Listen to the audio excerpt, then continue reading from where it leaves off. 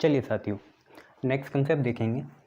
मैंने आपको बोला था मैं अलग से वो भी करा दूंगा, जैसे 3 नॉन कोलिनियर पॉइंट्स हैं और कोई प्लेन उनसे गुजर रहा है तो उनके लिए क्या इक्वेशन बनेगी वेक्टर फॉर्म और कार्टेशियन फॉर्म में, वो देख लेते हैं।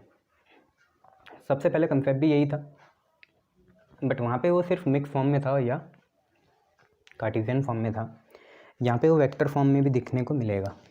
तो हम ये लिखेंगे equation of a plane passing through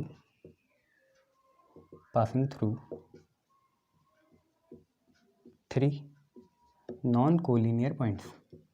Equation of a plane passing through 3 non-collinear points. 3 non-collinear point से कोई प्लेन पास कर रहा है, उसकी इक्वेशन क्या होने वाली है ये देखना है। तो सबसे पहले हम वेक्टर इक्वेशन देखेंगे। तो देखो क्या है, the vector equation of plane passing through, कहीं भी हो सकते हैं ना वो 3 पॉइंट, ऐसे ए, ऐसे बी, ऐसे सी, कहीं भी हो सकते हैं ना। तो the vector equation of a plane passing through 3 non collinear points whose position vector is a vector, b vector and c vector is, याद रखो क्या है, r लिखा माइनस a लिखा, डॉट करा b माइनस a से, b minus a cross c minus a is equal to 0।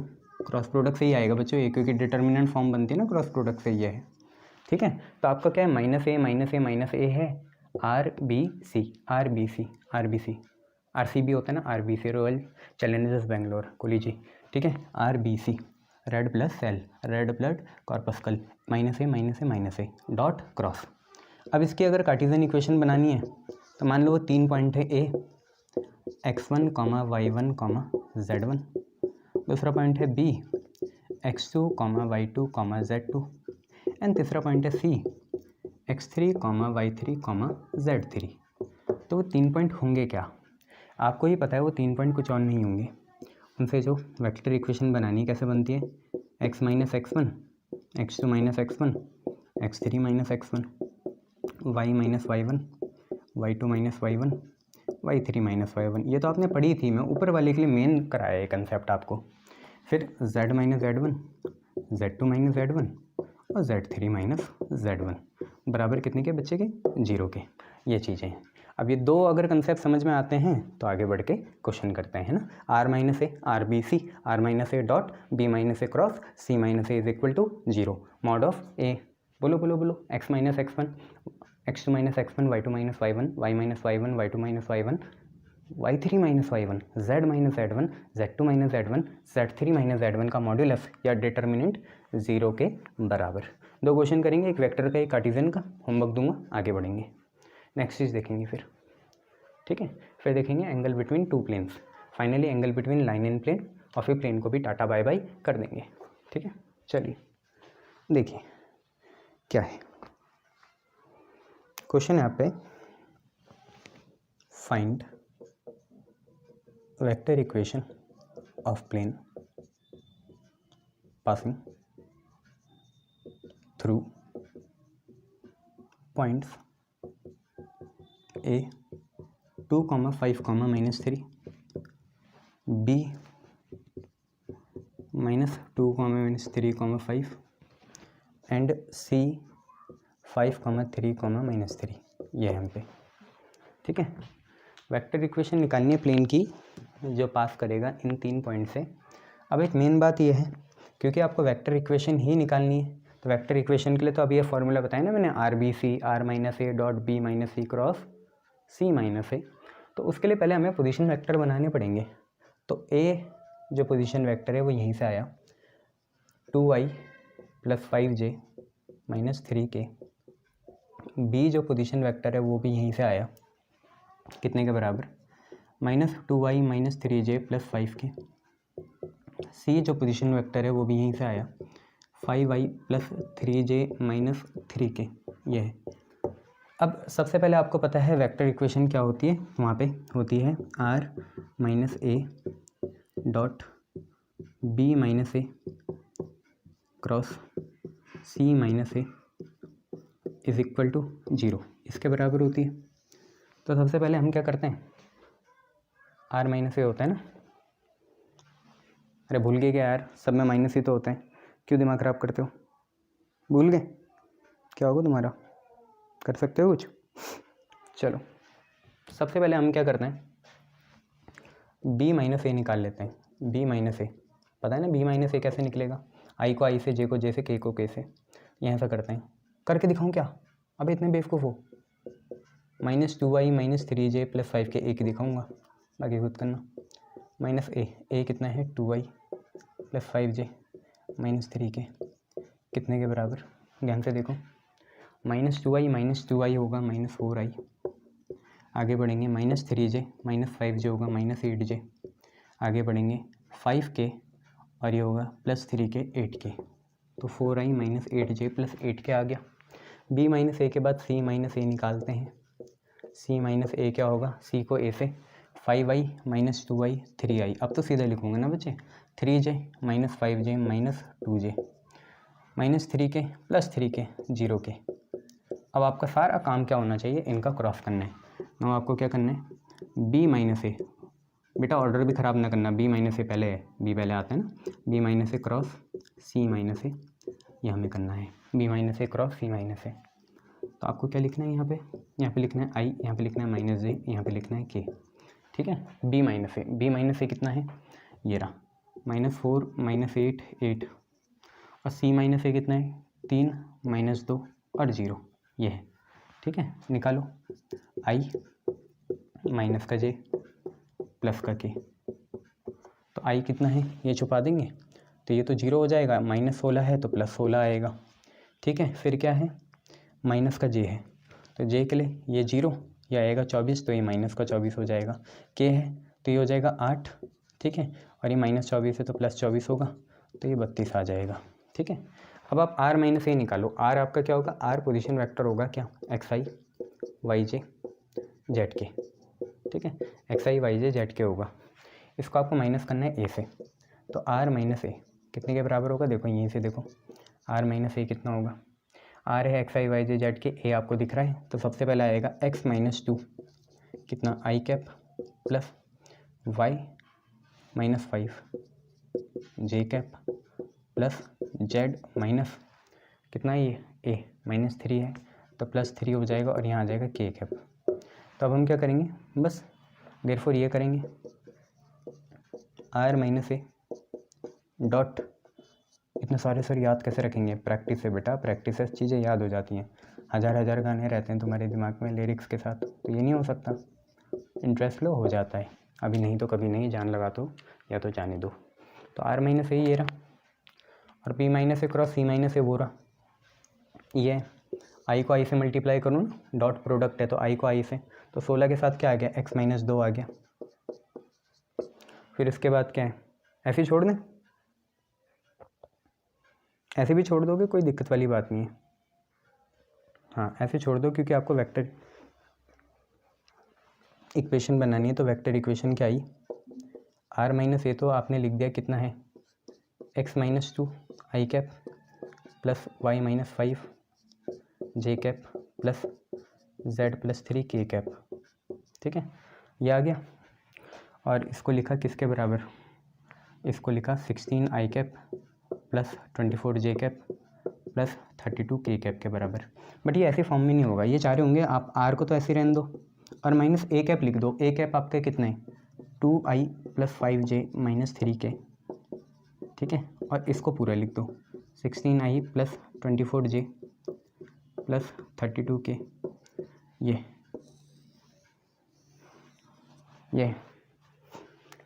यहीं से देख लो, यही आंसर है आपका, ठीक है,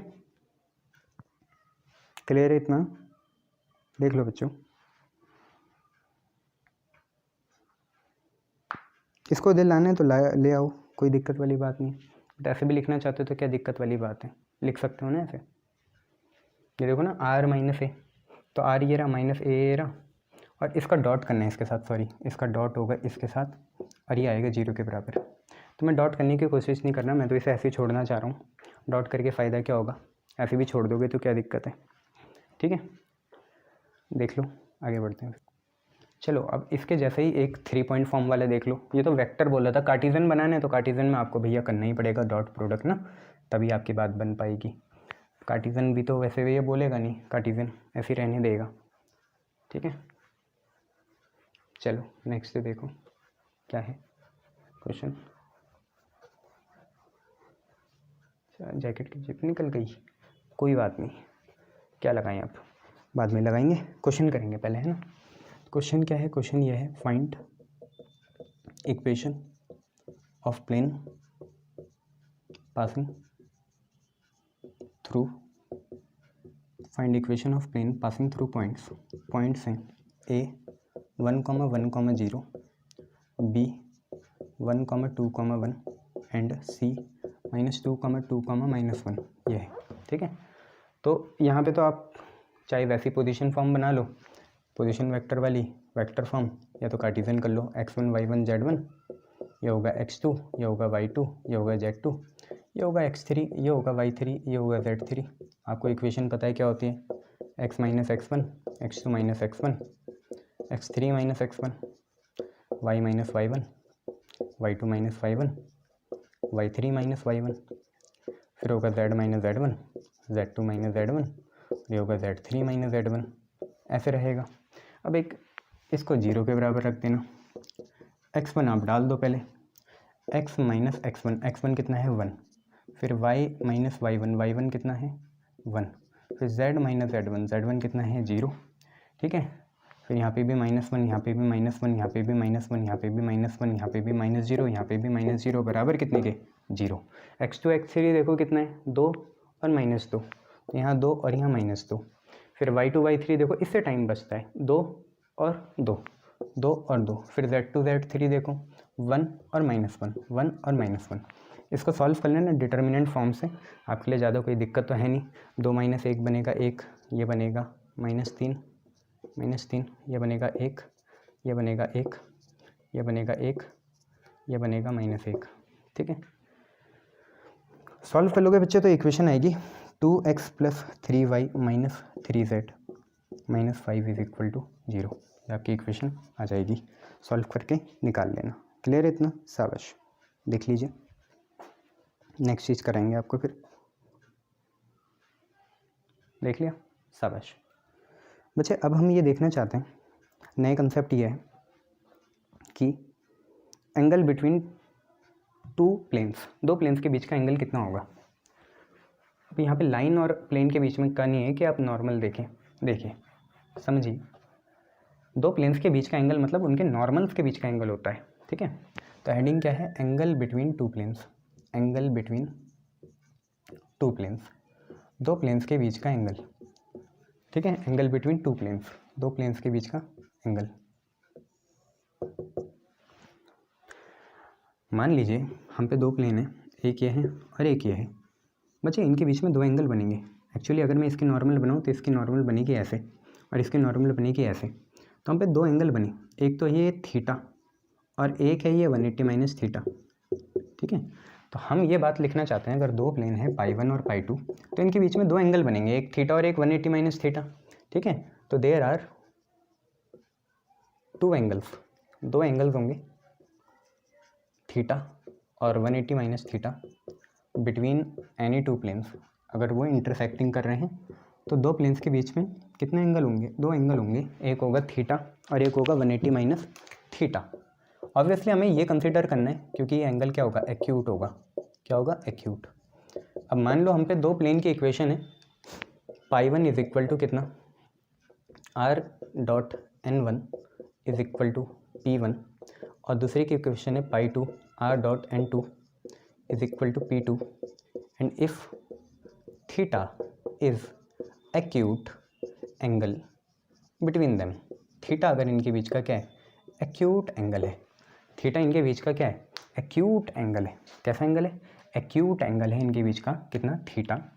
सो थीटा इज दैम मतलब कौन है, या प्लेन, तो theta is also acute angle between their normals, acute angle between their normals. तो हमें नॉर्मल से ही मतलब है, यहाँ पे आपको इस आर से मतलब नहीं है अगर ये एक हो या ना हो, क्योंकि इंटरसेक्टिंग के लिए तो ये एक ही होंगे ना आर, इसलिए यहाँ से अगर कोई जारी होगी तो आर ही होगी ना ओरिजिन से। ये angle between their normals, theta इनके बीच के नॉर्मल्स का भी एंगल होगा। तो अगर वहाँ से हम निकालें तो हम फॉर्मूला तो ये लगा सकते हैं कि अगर दो नॉर्मल्स के बीच का डॉट प्रोडक्ट हो n1 डॉट n2 तो वो कितने के बराबर होगा, mod of n1 mod of n2 and cos of the angle between them. तो इसके लिए हम लिख सकते हैं कॉस थीटा की वैल्यू कितनी होगी, n1 dot n2 upon mod of n1 और मॉड ऑफ n2 ये होगा। ठीक है, अब एक सिंपल सी बात ये है कि आपको तो प्लेन्स के बीच का एंगल निकालना था, है ना। आपको किसके बीच का एंगल निकालना था, प्लेन्स के बीच का एंगल निकालना था।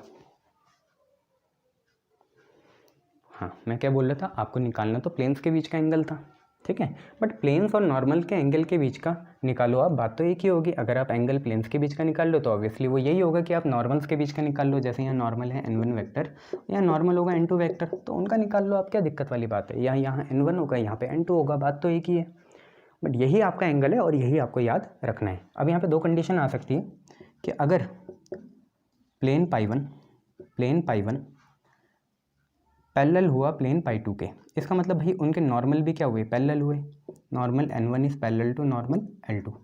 इसका मतलब एक वेक्टर नॉर्मल वाला दूसरे वाले वेक्टर का n2 टाइम्स होगा, मतलब लैम्डा टाइम्स होगा। ये आपको पता ही है कि अगर दो प्लेन्स के हैं पैरेलल है तो उनके बीच के नॉर्मल भी क्या हुए, पैरेलल हुए। ये दोनों पैरेलल, तो ऑब्वियसली इनके नॉर्मल ऐसे निकलेंगे, दोनों पैरेलल होंगे।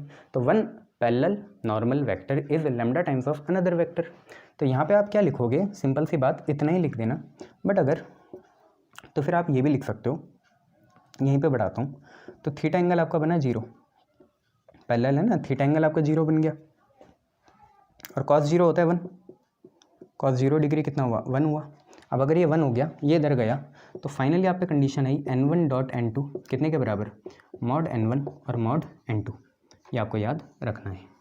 n1 डॉट n2 कुछ और नहीं हुआ, मॉड n1 और मॉड n2 हुआ। बट यहीं पे अगर ये बात आ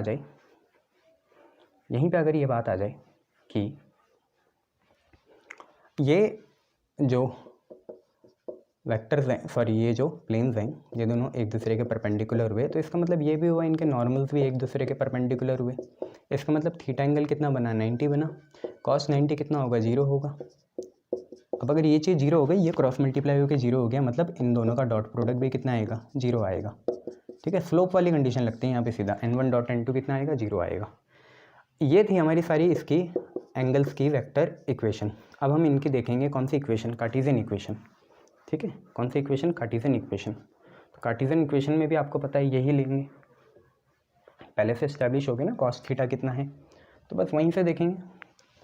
तो इफ़ कार्टेशियन इक्वेशन करने जा रहे हैं, अगर हम पे पाई 1 की इक्वेशन है कितनी, a1x plus b1y plus c1z plus d1 is equal to 0, और पाई 2 की इक्वेशन है a2x plus b2y plus c2z plus d2 is equal to 0, और इनके बीच का एंगल थीटा है। Theta is the angle between them, obviously it is acute. तो क्योंकि पहले से इस्टेब्लिश हो चुका है कि कॉस थीटा जो होता है वो कितना होता है, n1 dot n2 upon mod of n1 और मॉड ऑफ n2, ये होता है ना। ठीक है, तो यही लगाएंगे। इसको लगा के देखिए बात क्या आई, कॉस थीटा बना n1 डॉट n2 करेंगे। ठीक है, तो आपको पता ही इन दोनों के बीच का जो नॉर्मल वेक्टर होगा वो नॉर्मल वेक्टर होंगे क्या, a1 i cap, a2 j cap, a3 k cap, यही होंगे। और n2 क्या होगा, sorry a1 i cap, b1 j cap, c1 k cap, और n2 होगा a2 i cap, b2 j cap और c2 k कैप। तो हमें नॉर्मल से ही मतलब है ना, तो इनका ही डॉट करेंगे, i डॉट i1 तो a1 a2, फिर आएगा b1 b2, सीधा वेक्टर वाला चलता है यहाँ पे, और c1 c2, और नीचे मॉड n1 वेक्टर का मॉड आएगा a1 square plus a2 b1 square plus c1 square, और वहाँ पे आएगा आपका a2 square plus b2 square plus c2 square, ये दोनों चीज़ें आ गई। तो ये हम याद रखेंगे। ठीक है ना, फिर वही बात है, अगर क्या हो n1 वेक्टर पैरेलल हो जाए n2 वेक्टर के, तो यहाँ से कंडीशन आपको पता है पैरेलल वेक्टर या पैरेलल प्लेन्स की कंडीशन क्या थी, A1/A2, B1/B2 और C1/C2 क्या आने चाहिए, प्रोपोर्शनल आने चाहिए, है ना, आधा दुगना जो भी आए। और N1 अगर परपेंडिकुलर हो गया N2 के, N1 अगर N2 के क्या हो गया, परपेंडिकुलर हो गया, तो ऑब्वियसली आपको पता है फिर cos 90 कितना होगा, 0 होगा। तो ये चीज़ 0 हो गई, ये क्रॉस मल्टीप्लाई होकर 0 हो गया। हालांकि बड़ी क्लास में आ गई, समझे करो, मॉडुलस कभी भी 0 नहीं हो सकता, ऑब्वियसली डॉट प्रोडक्ट 0 हो सकता है। इसका मतलब A1A2 plus B1B2 plus C1C2 कितने के बराबर आएगा, 0 के बराबर आएगा। इतना आपको याद रखना है।